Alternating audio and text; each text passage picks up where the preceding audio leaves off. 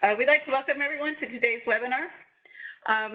Before we get started, we'd like to remind everyone to please mute your phones.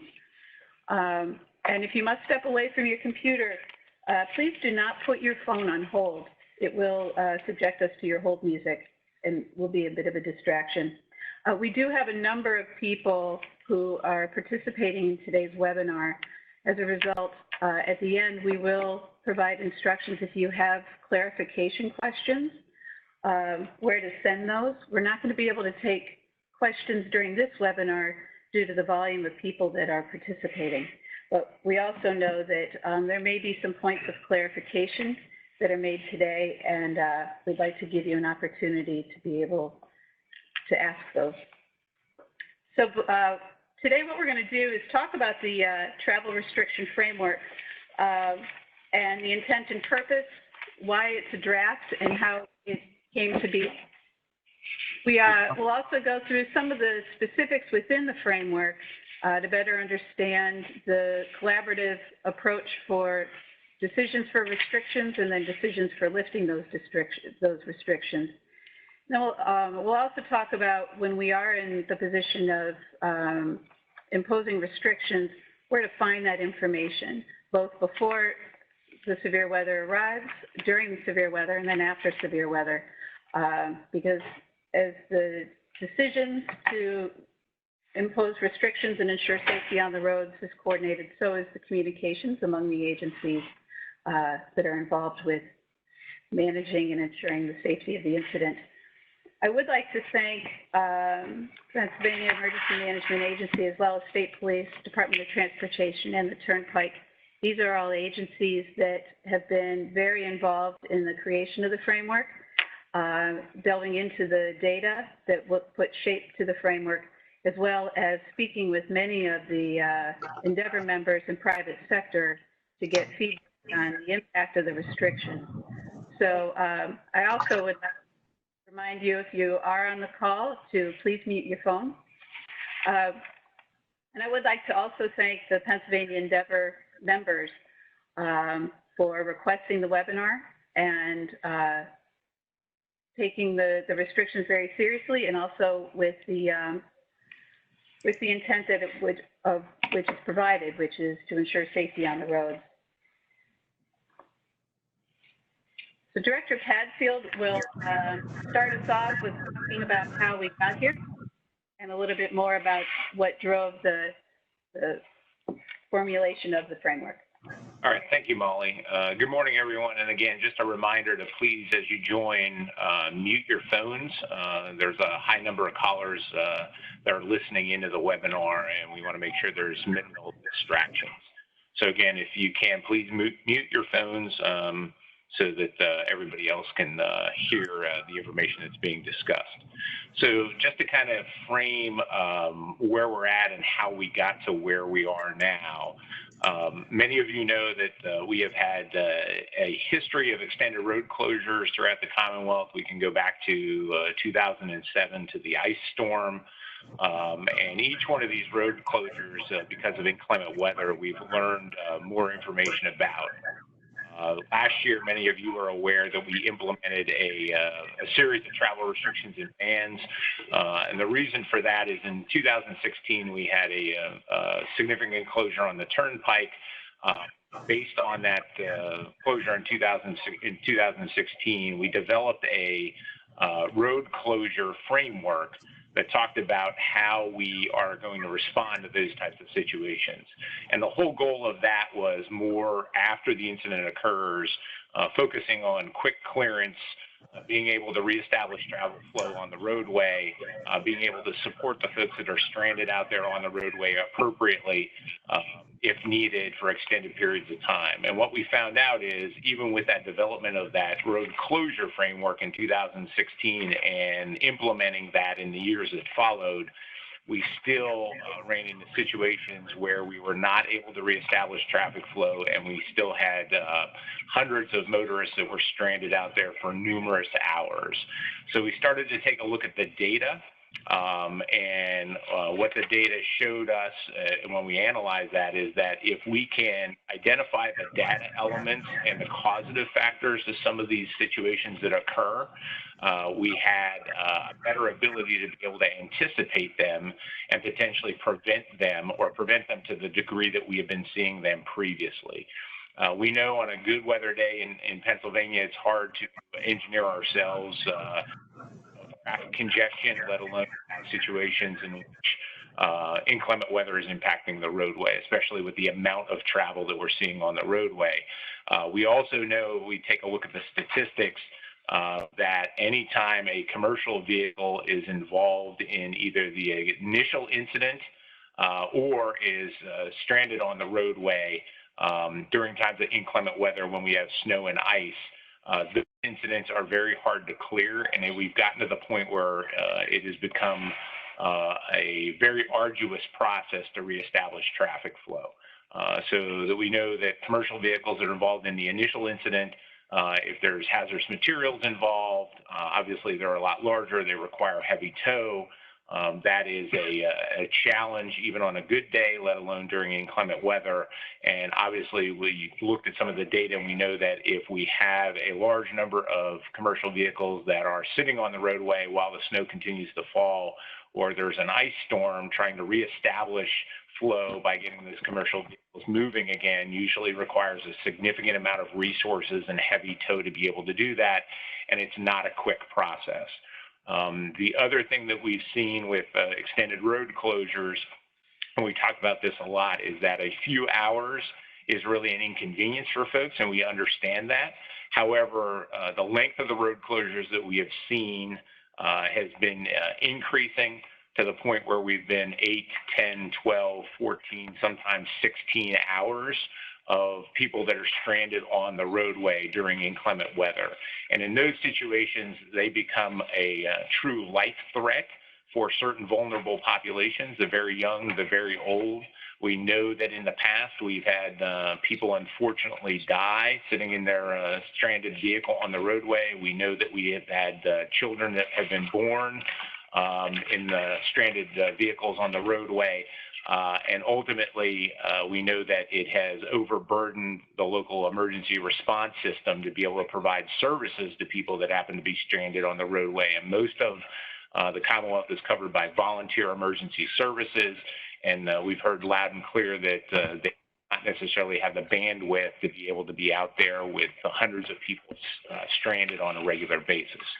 So taking a look at that, we've taken a look at the data and said if we can define some of the elements that contribute to these types of situations, we should be able to potentially predict and hopefully prevent some of these long-term closures. So that's what brought us to the current draft of the travel restriction and ban framework.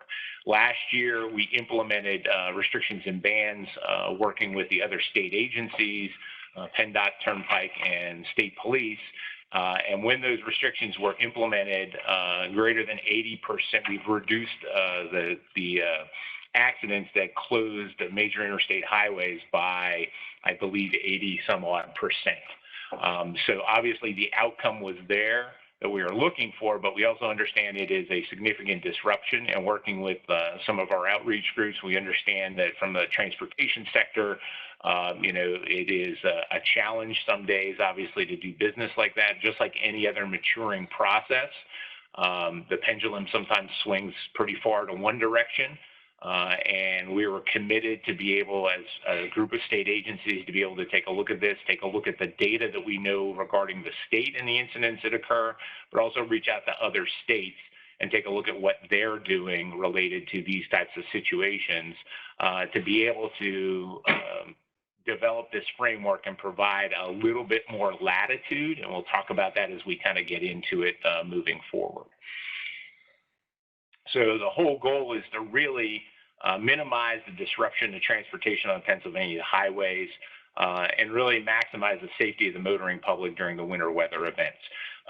We understand that obviously some of these restrictions and bans are a significant impediment to some folks. The whole goal is to really take a look at only implementing the restrictions and bans when necessary for the time needed to be able to lessen the potential of closing major interstate highways and stranding motorists on the road, especially during inclement weather. And as we discussed, reducing the strain on emergency services that is already stretched to the maximum, especially in the volunteer realm. And again, talks significantly to the preventative actions to avoid. And we understand that, the key to this is really communication. And if we take a look at the approach that we've been using, it really, especially in this framework, it's really taking a look at a approach to be able to reduce the amount of vehicular traffic on the roadway, specifically commercial vehicles, because of some of the challenges we've seen with those, to the point where we're able to maintain the roadways or recover from incidents that occur in a more timely fashion. And in those situations, we should be able to reestablish traffic flow. The whole goal is to really implement the restrictions for the time necessary and obviously not be overburdensome to some of the transportation sectors. This framework does incorporate the feedback that was received from the private sector after implementing the travel restrictions and bans last winter season, as we talked about. So we met with many of the sectors. We've received feedback, and we've incorporated that feedback into here, into the current draft. And we decided to release it in a final draft format. The reason being is this is still a maturing process. So you'll see there's some latitude, but we wanted to have the ability to be able to analyze data this year from when we implement these, to be able to take a look at the data, and ultimately we want to still be able to achieve the outcomes we're looking for, but also understand that we're also trying to right size the restrictions and bans so there is a palatable to everybody as they can be. From a scope perspective, these vehicle restrictions are focused predominantly on the interstate system and key identified routes such as US 22 and US 33 in the Allentown and Pocono Mountain region, or sometimes what we refer to as interstate lookalikes. And these are really limited access sections of highway where if we have a closure, there's very little to no ability for folks to be able to get off, get redirected, or relieve what we consider to be the trapped queue. So really the key is making sure that we don't have numerous people that are stranded out there for extended periods of time. We'll also talk a little bit about speed restrictions and our approach to speed restrictions on limited access highways and how we take a look at that. For a little better in-depth look at some of the major changes from what we did last year, I'm going to turn it over to John Fleming from PennDOT to talk a little bit about some of the decision-making that went into some of the changes. So, John. Okay, thank you, Randy. I appreciate that. Just to give a little bit of clarification, for the last 2 years, at the request of basically the motor carrier industry, we've been looking at the combination of 45-mile-an-hour speed limit restrictions and what it would also be if we had commercial motor vehicles, trucks right lane only. And we've piloted that on Interstate 78, and we also piloted that on Interstate 80 in some of our sections. What we found over the last 2 years was that we did have a significant reduction in incidents when we posted 45-mile-an-hour speed limit restrictions and had trucks, commercial motor vehicles in the right lane. So with that being said, we've incorporated that as our initial and first response to any type of inclement weather that happens to come in. Fortunately, these are relatively quick and nimble restrictions that can be put in place. We advertise them on our variable message boards, our highway advisory radio, as well as 511 and through our press agencies. But when we do have situations that are going to be short duration, quick responses that we can easily manage, we will be going with a 45-mile-an-hour speed limit restriction as we have in past years since, as Randy indicated, about 2008. But this year, we'll be going statewide with when those 45-mile-an-hour speed limit restrictions go in place, we will also be doing commercial motor vehicles in the right lane only. Okay. The other major change that we had is that we looked at what different tiers of restrictions that we could put on and in place. And in the appendix of the framework indicates and will outline all those different restriction phases. One thing we want to be very, very clear about is that we have put and broken out our restrictions into multiple tiers. However, if an event comes in and presents itself in such a way that it will be a large impact to the transportation network, we will simply skip those restrictions and go to the most appropriate one. The idea was, though, is that last year, our after action review indicated that we typically did one of two things. We either took all commercial vehicles off or we did the speed limit restrictions. So we have found that there are certain times and certain needs that winter weather conditions do facilitate some restrictions of types of vehicles on the highway system. And for that, we've put in these different tiers so that we can make ourselves a little bit more flexible and not have to go to a full commercial motor vehicle ban every time. But again, I have to stress, if the conditions warrant a full commercial motor vehicle restriction, we will go to that initially if that's the case. So again, this is just to provide us a little bit more latitude, a little bit more feedback, and keep some vehicles and some types that are less prone to incident or recovery from an incident, continuing to keep that commercial traffic moving and flowing through. Emma? And the last major change that I was going to talk about is that we have, based on, again, direct conversation with multiple industry partners and looking at other states, came up with a specific loaded commercial vehicles with chains available on two wheels, and they need to be an approved set of chains or alternate traction devices, and that's indicated in the framework. They could continue to travel in certain conditions. Again, this is a situation where we find many times, and this seems to be a trend, is that once the incident occurs, it takes several hours to recover from that incident. Once traffic is reopened, that means that there have been vehicles sitting on untreated roads for a period of 2 to 4 hours. And if it's snowing at 1 inch per hour, over 4 hours, there's a minimum of 4 inches around them. There was some melting because there was already material on the ground. They just simply can't regain that traction for whatever sense. So what we wanted to do was try to get to the point where we weren't expecting vehicles, commercial motor vehicles, to be traveling with the chains on, because we will have conditions that are not going to be conducive to chains. But the conditions may change in such a way that now we have a road closed for multiple hours while we actually tow out or move vehicles that are otherwise not impeded, but they were sitting for a period of time on an untreated road, cannot regain that traction. So again, this is why we're looking at having some type of restriction that also allows some movement of vehicles if they do have chains that are present and available to use. So with that, Randy, I think I'll turn it back over to you then. Okay, sounds good. Thanks, John.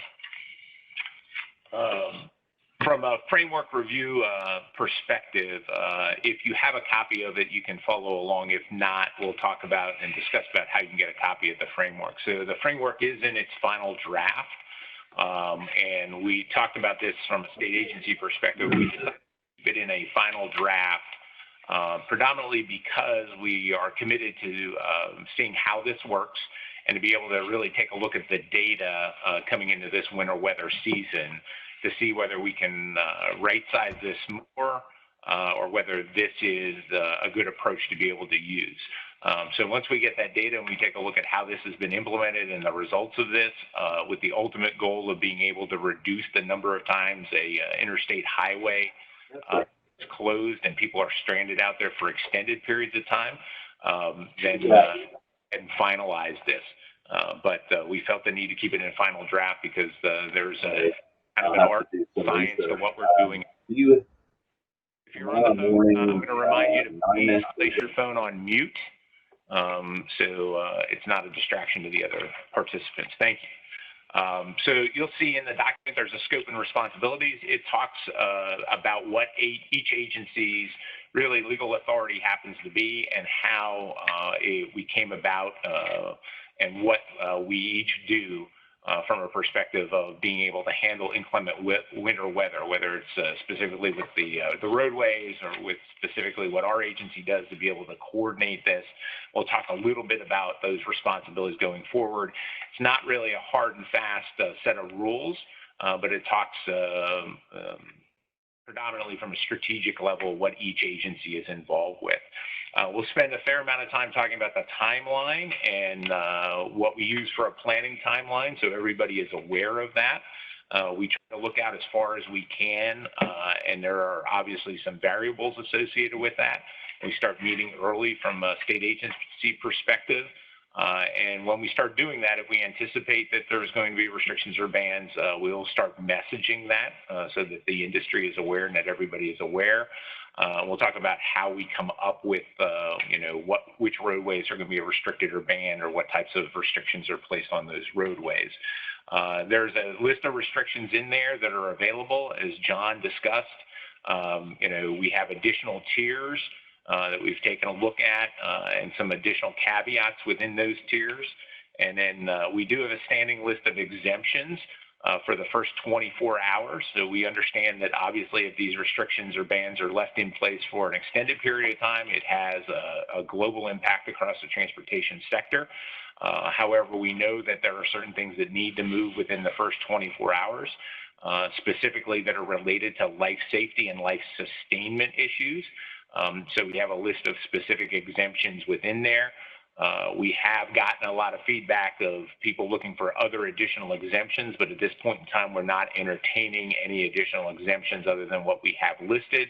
However, if incidents look to be or look like they're going to last for extended periods of time, we will look at additional exemptions as needed based on the duration of the winter weather event. And we'll talk a little bit about coordinated messaging here at the end on how we plan on doing that and getting the information out. So from a planning timeline, there are a number of appendices that are part of the document that can be pulled out for reference. Appendix B is the planning timeline, which we'll talk about here a little bit later on in depth, but it kind of gives you an idea of when we start our planning process and we start talking from a state agency perspective and we start reviewing weather forecasts all the way up until the travel restrictions and bans are implemented. And then it's going to talk a little bit about what we do after those restrictions and bans are implemented. The whole goal of that is try to be as flexible as possible. We understand that, experience has shown us that what it looked like 48 to 72 hours out from the precipitation event, when we went 6 hours out, it was much different. So we understand the need to be flexible and adjust those as needed. And we'll talk a little bit about what goes into the planning associated with that as well. We have a reassessment process once the restrictions or bans are implemented. And Appendix C discusses that and kind of shows you what we take into consideration. And we take in a number of data points and variables that are being reported to us when we are staffed in the PennDOT Area Command or within the Commonwealth Response Coordination Center.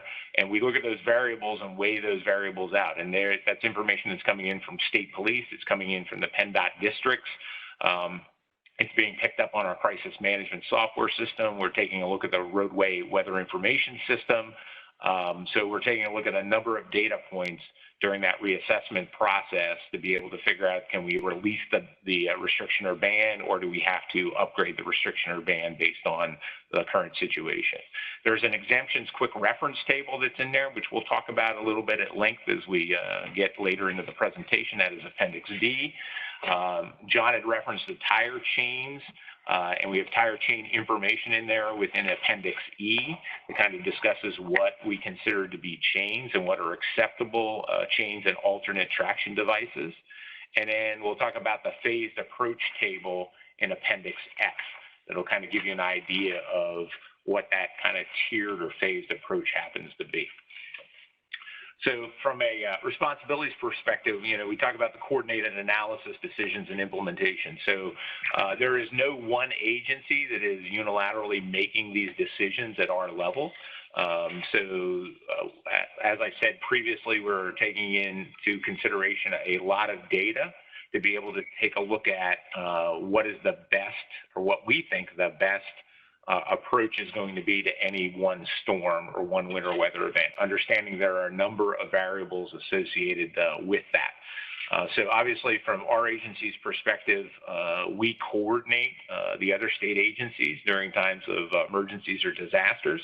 So we obviously house the Commonwealth Response Coordination Center, our 24/7 Commonwealth Watch and Warning Center, and within the Response Coordination Center is the PennDOT Area Command, which is staffed usually by representatives of the Pennsylvania Turnpike Commission, PennDOT obviously, and then Pennsylvania State Police is available here as well.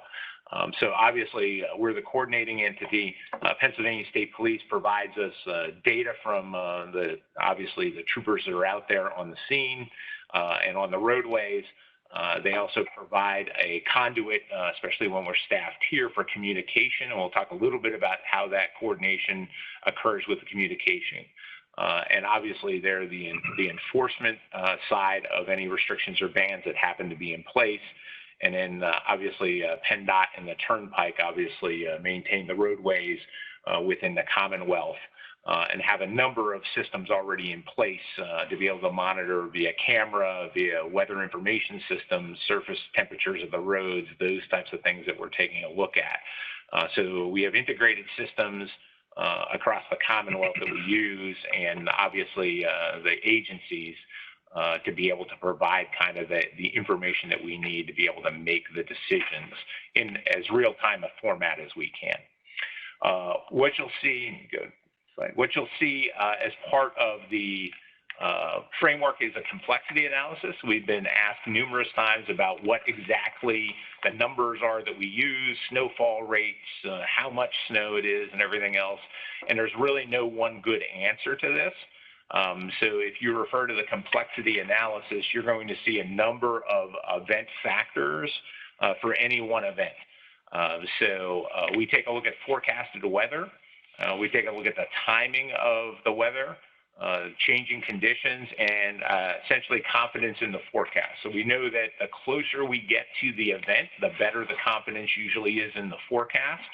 So we usually reserve our decision-making till we get to a level of confidence with the forecast that we feel that we can start making decisions on where those restrictions and bans should be placed. But we are connected to both the National Weather Service, our state meteorologist obviously weighs in on this, and we have contracted weather services as well for some of the state agencies. So we're looking at obviously what that weather is, what the confidence level is in the forecast, how many hours out we are from the event starting. And you'll see some of the things on the, some of the factors that we look at on the complexity analysis. So it takes a look at, obviously is it a significant snow accumulation? Are there icing forecast factors? Is it a long duration winter weather event? Is a complex weather forecast. We get into a lot of situations where there may or may not be mixing, and the mixing dictates whether it's ice, whether it's more snow. Those types of complex situations we, obviously take into consideration. We may be a little bit more conservative with the travel restrictions and bans until we see how they play out. We talk about the confidence of the forecast. We talk about snowfall rates significantly.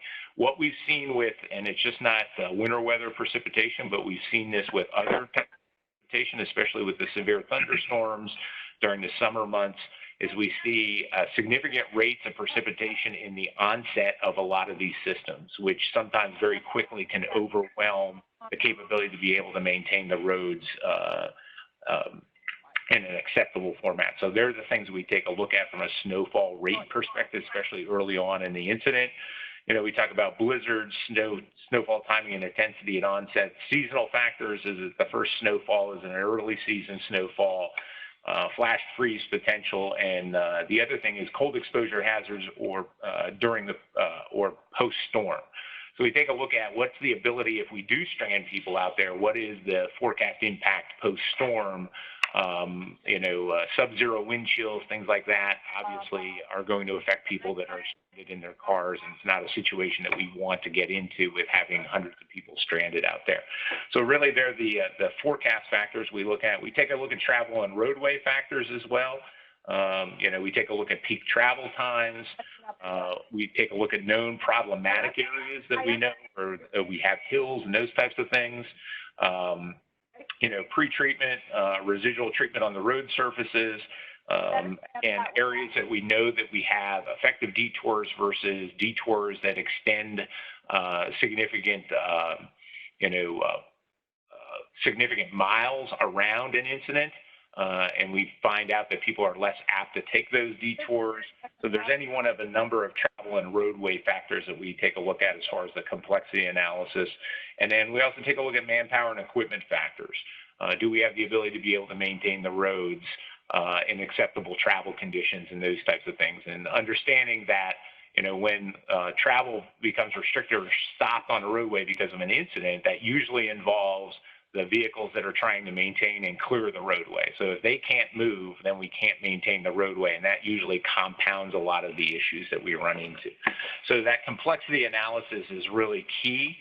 There's no one specific thing that we look at, but this is a listing of really the other variables that we take into consideration for any one winter weather event. And to kind of give you an example, we had a major incident about 2 weeks ago now, a week and a half ago, in Mercer County that really effectively closed Interstate 80 and stranded folks on Interstate 80 for what we believe to be, based on the timeline, up to 15 hours right now, and involved a significant amount of commercial vehicles. However, looking at that event, it was a very little snowfall accumulation. We knew that there was winter weather forecasted for that area. And when we looked at the complexity analysis, it really would have only triggered one or two things on the complexity analysis and didn't rise to the level of implementing travel restrictions and or bans. However, the resulting incident that occurred up there ended up stranding folks out on the roadway for up to 15 hours and resulted in 9 miles of trapped queue, which is a significant incident. So we know that we're not going to completely prevent these incidents, but we're trying to provide some degree of science associated with it, and obviously the art of implementing it is the other side of that. What you'll notice on the next slide is going to be the planning timeline, which we can talk to, and we discussed this a little earlier, is really we start to take a look at about 48 to 72 hours out of any one weather event. We understand there's a lot of weathertainment that happens out there, and we see a lot of things that are posted on social media, and there are some folks that like the hype of the weather. So we see a lot of that occur, but ultimately we are relying on weather forecasts that are being provided by contracted weather services or the National Weather Service that are really reputable weather forecasters in consultation with obviously our state meteorologists. So we have different actions on here, but we're really taking a look at those weather forecasts and the briefings. And then at that point in time, if we have a high degree of confidence that we believe we're going to have travel restrictions and bans, we'll start messaging that. We may not know exactly where they're going to be at that point in time because we probably don't have a confidence in the weather forecast. But we'll say that, listen, this winter weather event that's forecasted to impact the Commonwealth and we'll list the times may result in travel restrictions and or bans. We're not exactly sure what they're going to look like yet, but we want to put the industry on notice that may potentially happen. When we get to 24 to 48 hours out, we develop and or refine the draft travel restriction and ban plan. So we take a look at this. We take a look at what roads potentially are going to be restricted and or we're going to implement a commercial motor vehicle ban on. And then we continue to refine that on up to the 0 to 12 hour phase. So again, a lot of this hinges on what our confidence level is in the forecast. I will tell you from experience, and the other state agencies can tell you this, that, last year we developed what we thought was a optimal plan 48 hours out, only to find that 6 hours out from the incident, the plan was completely different because of changes in the weather system. So obviously, when we do that planning, we try, if at all possible, to be able to leave at least a north-south and potentially an east-west route that has minimal restrictions on it to be able to support movement throughout the state. But unfortunately, because of some of the weather systems and when they impact and how they impact, sometimes we're not able to do that completely. But if at all possible, we try to take that into planning considerations when we look at that. So 0 to 12 hours out, we're really finalizing that. We're distributing the finalized plan at the point that we can, or we think it's good to go. We finalize our activation and timing schedules for folks when we're going to be staffing our area command and the Commonwealth Response Coordination Center.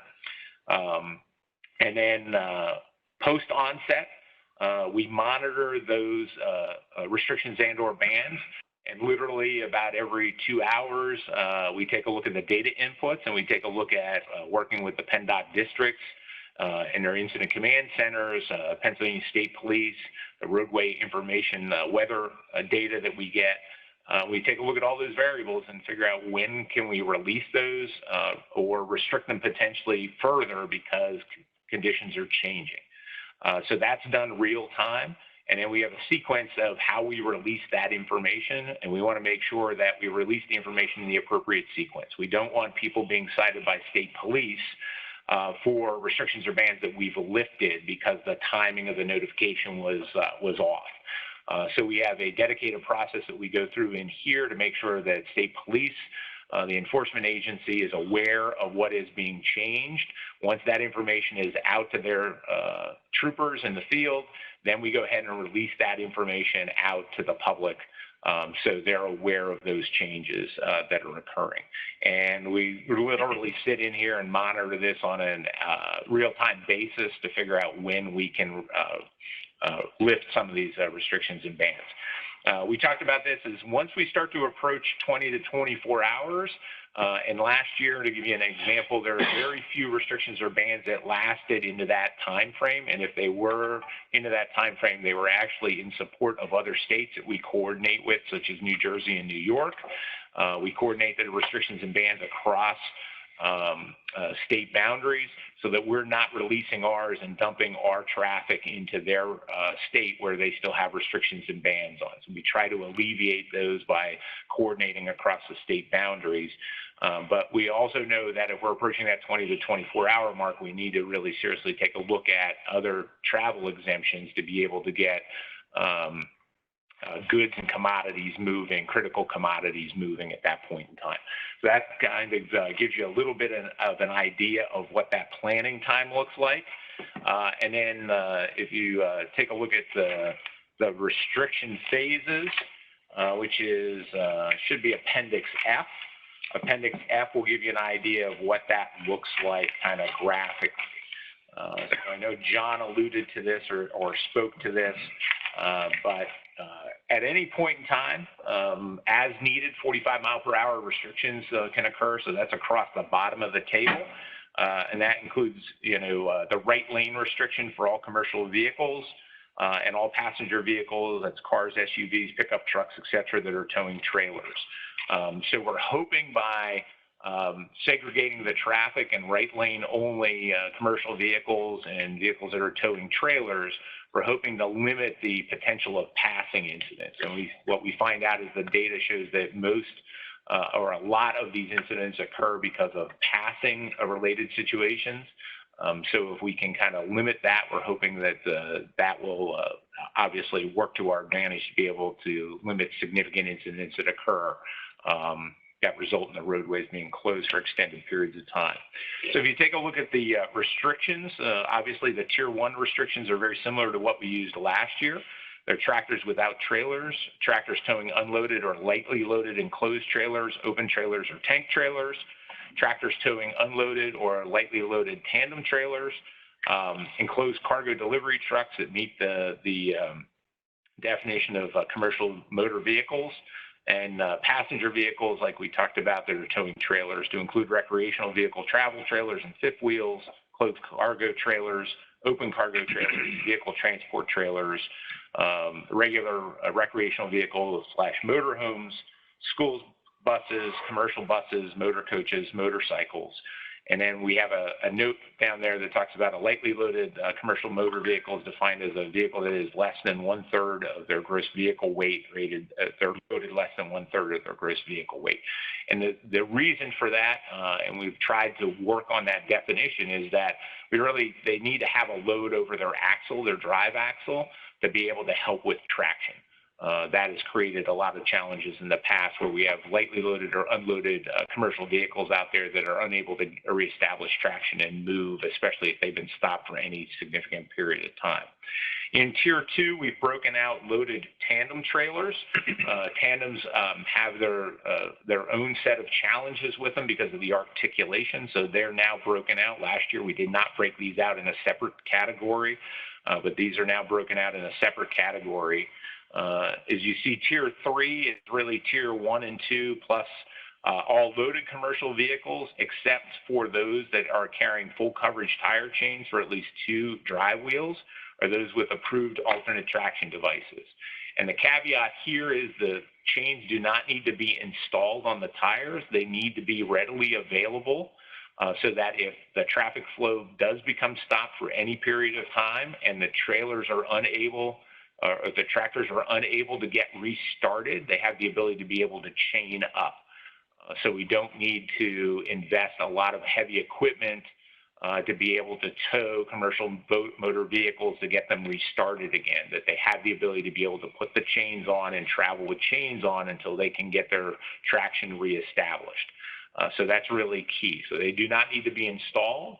However, they need to be readily available for installation if needed to be able to restart a stuck vehicle. And then we'll provide some information on what our definition of the chains and alternate traction devices happen to be. The Tier 4 is really the complete commercial motor vehicle ban. That's regardless of loading, and that's regardless of whether tire chains are available. So this is a little different than last year, obviously, because we did not have the chain caveat for the Tier 3. And then Tier 5, which is very rare that would happen, is essentially all vehicles. And this is, we anticipate only using this in extreme situations when the roads are expected to be impassable for extended periods of time. And it's really not safe to be out there on the roads. So that's really a kind of a quick overview of kind of the restriction phases, and that's in Appendix F of the document. We have a list of standard exemptions, which is on the next slide. And again, we'll talk about these standard exemptions. This seems to be a frequent question that we receive, but the standard exemptions are designed for those movements during inclement weather that are really tied directly to true life safety situations or life sustainment situations. So we have kind of the general, and a lot of these are based on use cases. So you'll see a lot of that information and explanatory information in there. So we take a look at electric utility restoration crews and support vehicles, and there's information on there that kind of guides what we're looking for. Gas utility restoration crews and support vehicles, water utility restoration crews and support vehicles, telecommunications utility restoration crews and support vehicles for really critical types of situations, especially public safety answering points and critical infrastructure that really need to have consistent telecommunications. We talk about emergency services and public safety vehicles. That's law enforcement, fire department, emergency medical services, emergency management, National Guard. And again, this refers specifically to commercial class vehicles, obviously, because that's what we're dealing with mostly in the travel restrictions and bans. We also talk about state, county, and municipal public works vehicles, including contracted vehicles that are support of the situations that we have listed, specifically snow removal, debris management and clearance, emergency maintenance and or repair. Tow trucks and commercial recovery vehicles are exempted.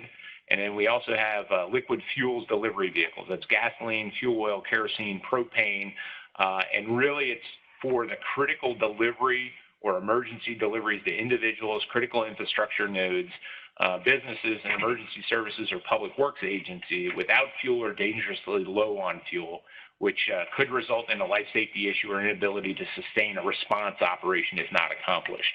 And for this caveat, we use the purposes of the framework. Dangerously low is defined as 36 hours or less of remaining fuel supply. So we understand that we obviously, public works vehicles, emergency services vehicles need fuel to be able to maintain the work that they do. Obviously this does not encompass routine fuel deliveries to gas stations that do not service public safety entities. Obviously those types of situations, there's a little bit of a buffer. Obviously, the key here is really those folks that are going to run out of fuel if they're sitting in their home and are going to be cold, and that potentially is going to create a life threat for them.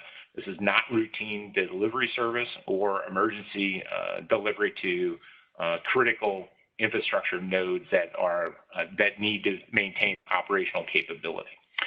We talked about salt delivery vehicles, obviously, for roadway salt and those types of things, and then public transportation and public transit authorities under the caveat that they operate on already established routes as part of a public transportation system. So we know that we've had some inquiries last year with some of the information or some of the restrictions or bans that we've impacted some of the public transit authorities just for short sections of interstate highway that they run. So obviously being able to move people is really critical, especially in the city environments or metropolitan environments. So that is a standing kind of exemption and use case as well. Appendix E discusses the tire chain information. So you'll see the definition of what we consider tire chains and cables. There was some discussion on whether we thought cables were going to be appropriate, and there is a definition of what is acceptable for tire cables in there. But ultimately, we've had a lot of industry partners say, you know, there are devices out there where you can use one kind of link of chain that goes around the tire, and really that does not fall within the definition of what we're looking for tire chains. So we want to make sure that the commercial vehicles are able to chain at least 2 of the drive wheels. All right, they don't need to be installed, which is what we talked about. They need to be applied on the opposite ends of the same drive axle.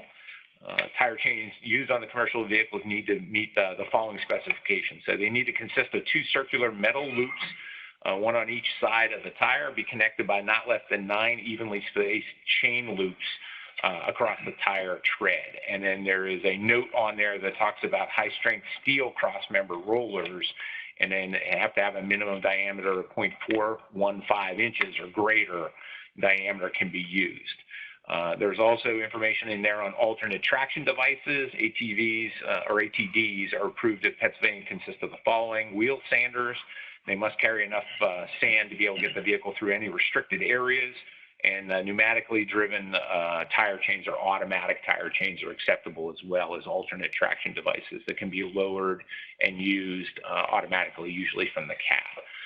So that's the information on the tire chains. Again, they don't necessarily need to be installed. They need to be readily available for use in case we have a prolonged incident where the commercial vehicles are immobile on the road and unable to get restarted. With that, I believe we're going to throw it to Carl to talk a little bit about coordinated communication. Yes. Yeah, so we've asked the communication directors and staff from PennDOT, Turnpike, FEMA, and State Police to join us to be able to share how the communications are managed both within, you know, the traditional media of press and television, and then also the social media. There's a lot of work that they do to make sure everything's coordinated and the message is consistent. And work very hard to make sure they've communicated the restrictions in multiple channels so that you're able to get the information in multiple ways. So we're going to ask FEMA and the Turnpike communication directors to kind of go through some of the press and social media Carl, are you unmuted and can we hear you?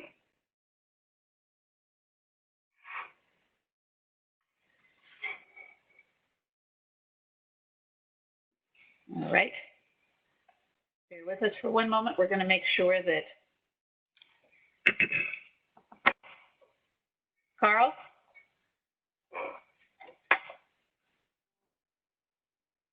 I'm going to ask if Ruth can kind of kick it off while we get Carl in there. Yeah, sure. So obviously, throughout the winter season, we will continue to issue press releases in the traditional manner that we do.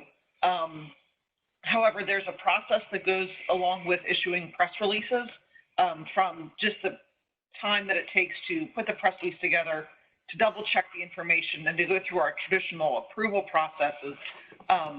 We also will be pushing a lot of this messaging out on social media. So it would be our advice to you to make sure that you know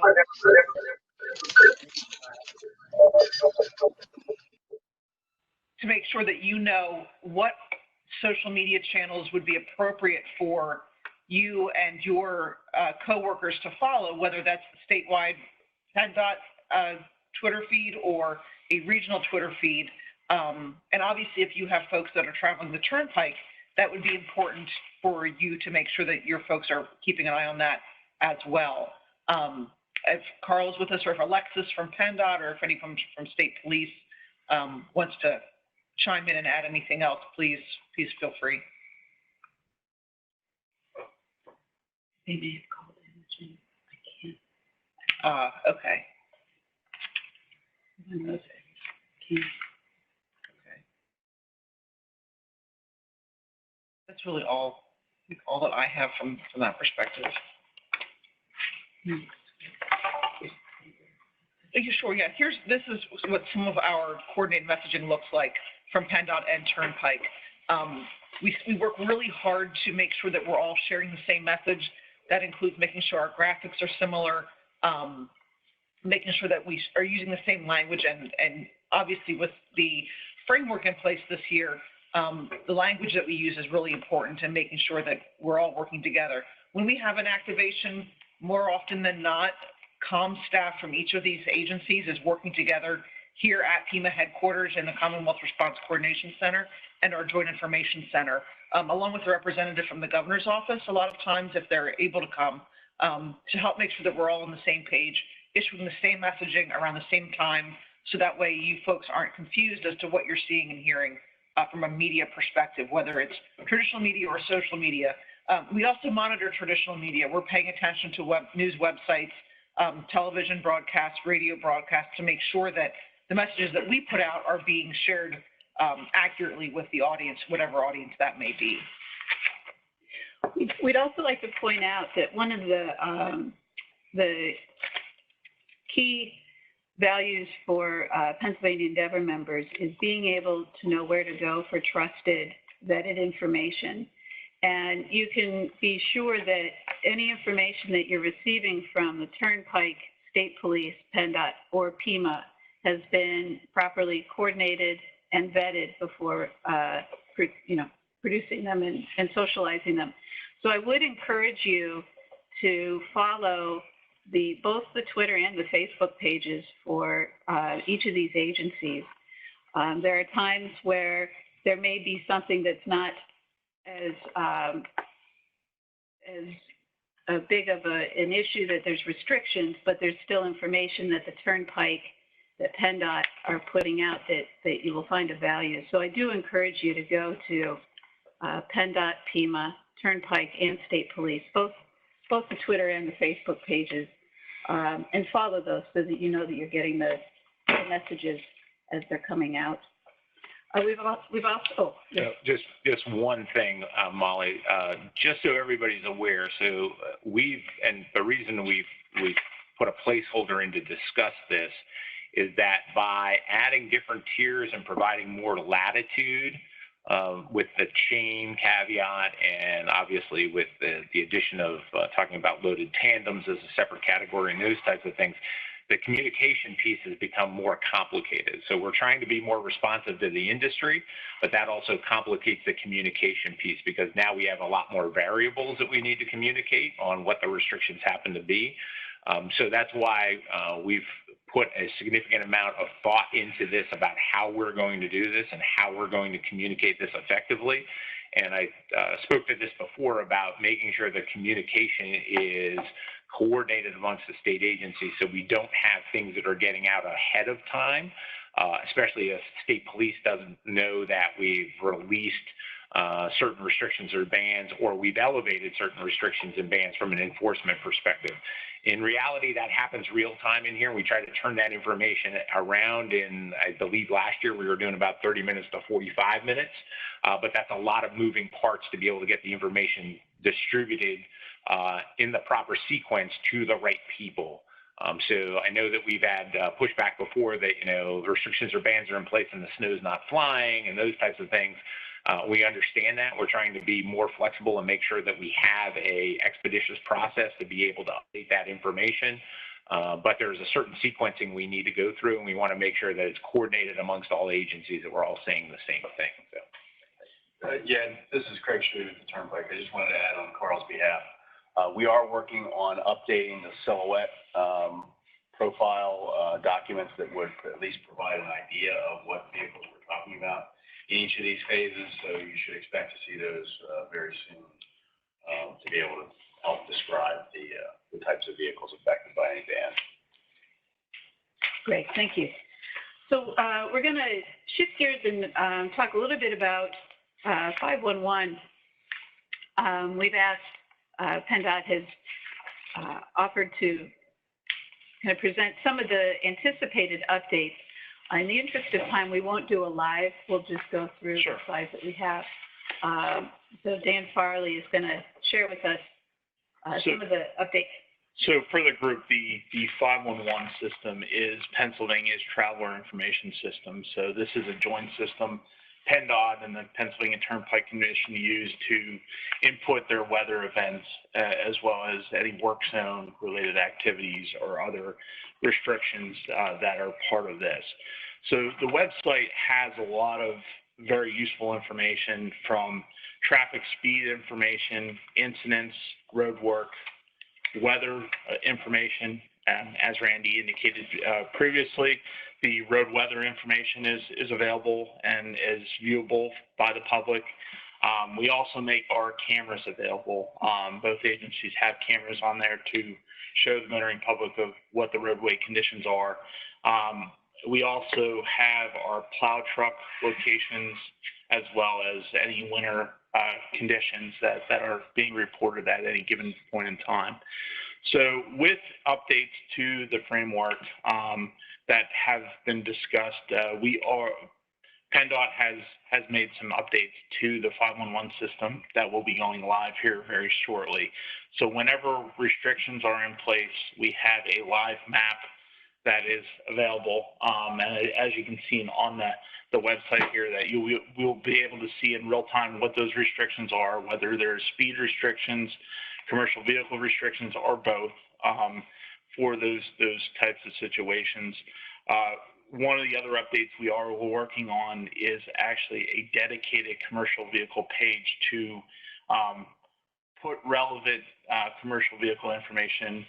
As Craig indicated, some of the documentation that is part of the process would be included on that web page and make that relevant for the commercial vehicle industry to be able to do that. In addition to that, on the next slide, what we've done behind the scenes is try to automate some of the planned restrictions, the PDF map. Before, we would use some of the Esri products that we have available to be able to do that. We've actually automated this into some of our traffic operations tools, so those can be pre-placed into those scenarios. So you can see the map. You will have this map available. We can print this map out very quickly, as opposed to if adjustments would need to be made in real time. The map may have lingered in the past about a half hour to an hour after the restrictions were implemented. So we're trying to make this as real time as possible so this map could complement any restrictions or any press releases that do come out as a result of it. So I do encourage everyone to attend or visit the 511 website and navigate around through there. One of the other things we also do is we also have a alerts section of the 511 page where we put all of our restrictions as well as other relevant information each and every day, but particularly in weather events, we really try to emphasize that section of the web page. With that, that's just a brief overview of the 511 system. Wonderful, thank you. I would like to point out, last year, many members of the Endeavor group participated in a webinar specific to 511. And if you haven't spent time on there, it's a tremendously robust system. It covers the entire state, interstates for both PennDOT as well as Turnpike. So we encourage you to use that for both your pre-planning and then also planning when we're in the midst of the severe weather. It's a tremendous tool. And you can always look to see where the plows are if they're near your home or business. One other way to get information is through the Business Emergency Operations Center dashboard. You'll sometimes hear it referred to as PABEOC. And there's a link on the slide. If you were to type that into your web browser, you'll go to a page and you sign in using your name and your organization. This dashboard is always up. What that means is when there are no incidences that we're handling the cascading effects of, there's general information. So when the National Weather Service provides weather briefs, there's a link to the National Weather Service, that specific office, and you can always go to there to check out the weather briefs that have been produced. And then also the operations brief that's produced by Pennsylvania Emergency Management, and that's done Monday through Friday. And you can go here, and there's a link to where to find that daily brief that's posted on the internet. Two other things that I'd like to point out.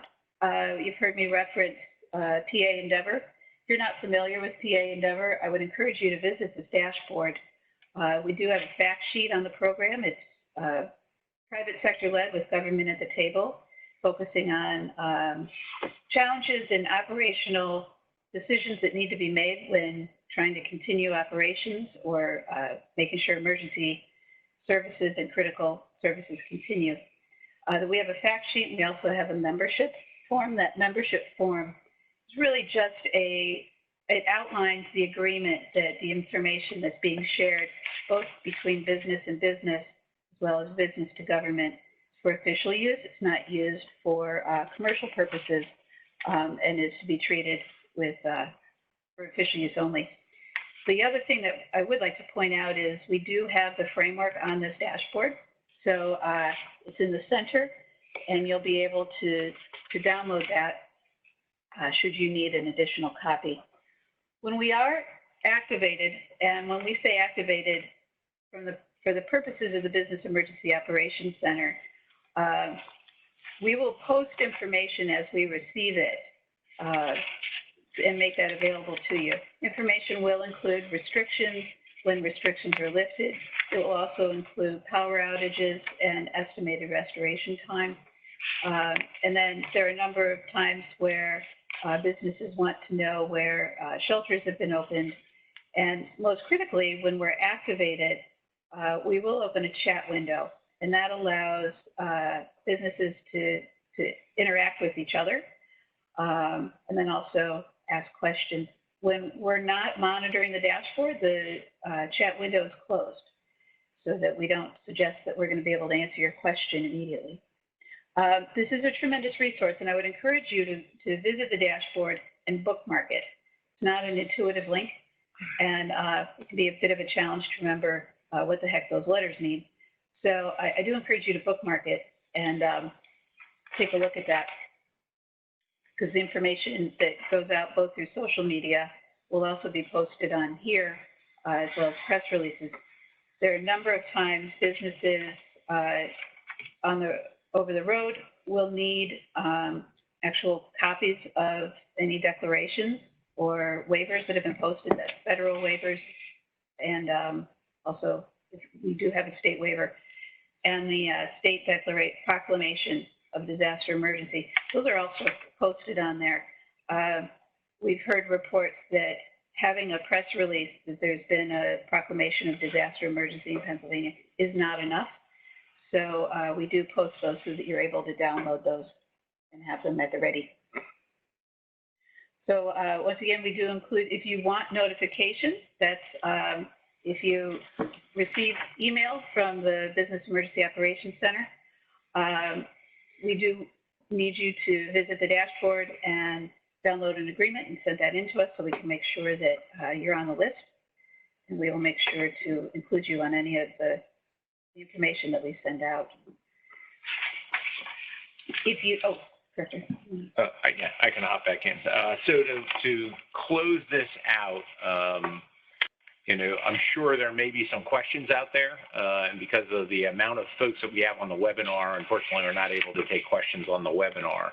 But we're going to develop a frequently asked questions list that we will distribute and obviously post at a later date and time. So if you have any questions, I would suggest that you forward them to the PA Business EOC at the address that you see there on the screen. And then what we will do from a state agency perspective, we will coordinate that with the other state agencies that are involved in this process to make sure that we have the right answers, and then publish those so everybody has a consistent answer.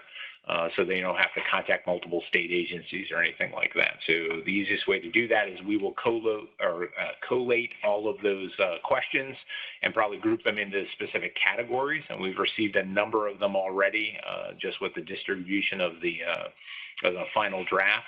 And then at a time in the future here, hopefully sooner rather than later, we'll get as many of those FAQs out as we can so everybody's aware. From my perspective, just to kind of wrap things up, first of all, we appreciate everybody taking time to hop on the webinar today. We understand that this is a topic that everybody is interested in, especially if you're from a transportation sector. Again, going back to the whole goal of this is really making sure that we have, you know, the life safety and life sustainment of the citizens and the travelers of the Commonwealth in the front of our mind when we're making these decisions. We've had some horrific outcomes when people have been stranded out on the roadway for extended periods of time. We understand that this is a significant impediment to the transportation sector, but really the goal is everybody has to work together to be able to assure everyone's safety.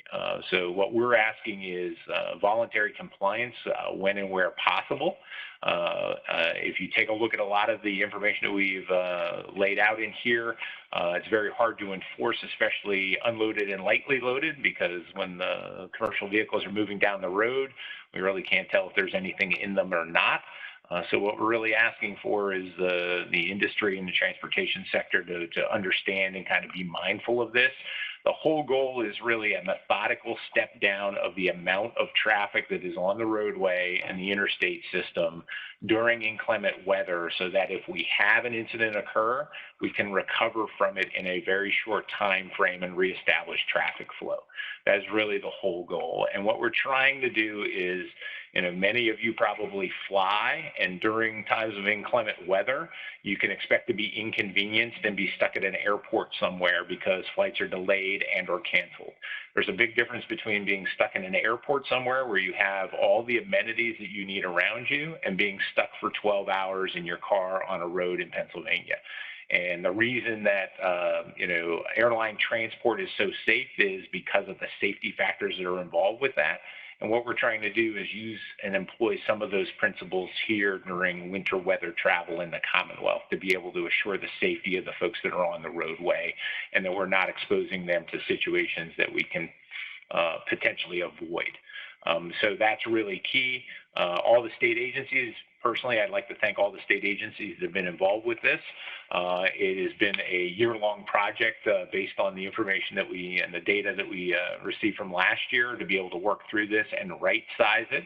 We understand that it doesn't give some of the industries everything that they wanted, but we believe that this document and framework is a good compromise, again, with the goals that we talked about earlier. So we're going to go to continue to implement this, obviously, during the inclement weather this year. And we're going to take a look at the data that we receive when it is implemented to figure out, are there any other things that we can adjust going back into this before we finalize the document. With that, I'd just like to thank everybody for their participation today.